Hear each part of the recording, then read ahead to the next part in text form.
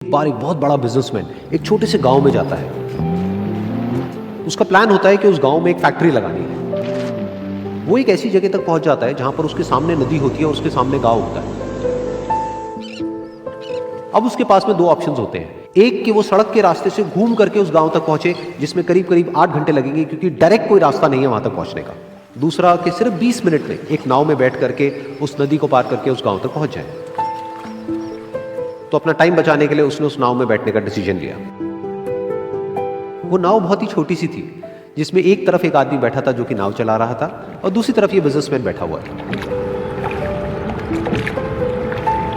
तो नाव में बैठने की थोड़ी देर बाद उस बिजनेसमैन ने उस नाव वाले से पूछा, तुझे पता है तेरी नाव में कौन बैठा है?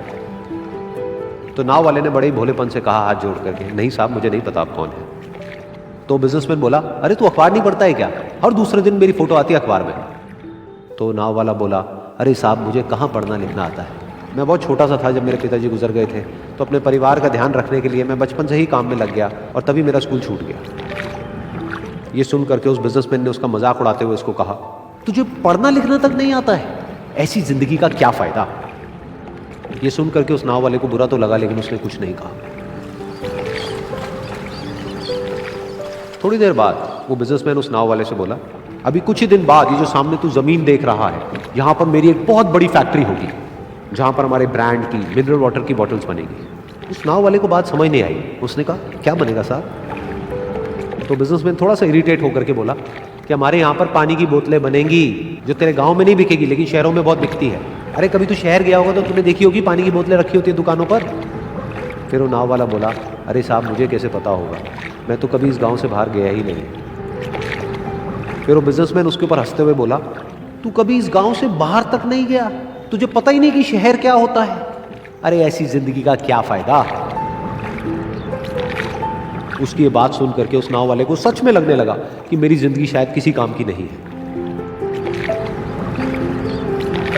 अपनी सोच की वजह से उसका नाव से ध्यान हटा और तभी नाव की टक्कर हो गई एक बड़े से पत्थर से, जिसकी वजह से नाव में पानी भरने लगा और नाव डूबने लगी। उस जगह पर पानी बहुत ही गहरा था और किनारा दूर था।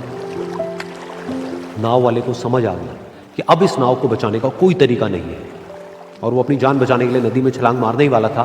तभी उसने उस बिजनेसमैन से पूछा, साहब आपको तैरना तो आता है ना? तो बिजनेसमैन घबरा करके बोला, ऐसा क्यों पूछ रहे हो, मुझे तैरना नहीं आता है। उसकी ये बात सुन करके नाव वाले को हंसी आ गई और वो बोला, अरे साहब आपको तैरना तक नहीं आता, ऐसी जिंदगी का क्या फायदा?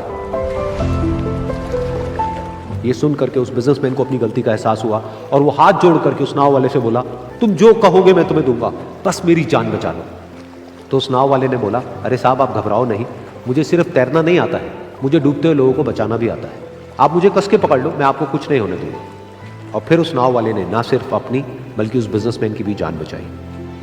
तो इस कहानी से हम एक बहुत बड़ी सीख ले सकते हैं कि हमें जिंदगी में कभी भी किसी का भी मजाक नहीं उड़ाना चाहिए या उसको अपने से कम नहीं समझना चाहिए, क्योंकि हमें नहीं पता कि हमें कब कहां कैसे किसकी जरूरत पड़ जाए। एक बार आप रूप बदल के अच्छा हो गए तो फिर वापस उस रूप में, पहले वाले रूप में कभी नहीं आते। Once you will become a butterfly, butterfly cannot revert back to caterpillar. ये बिलीफ क्या है? हाथ पे अगर आप टैटू कर लेते ना, टैटू, ये पानी से मिट जाएगा, साबुन से मिट जाएगा।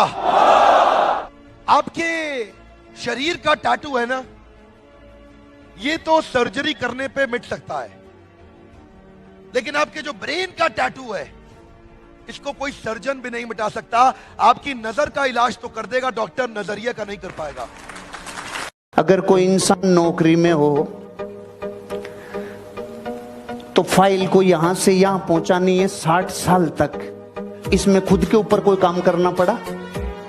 लेकिन एक डॉक्टर है, एक इंजीनियर है, एक सिंगर है, एक राइटर है, एक साइंटिस्ट है, एक प्लेयर है, इनको जिंदगी भर अपने ऊपर काम करना पड़ेगा कि नहीं पड़ेगा?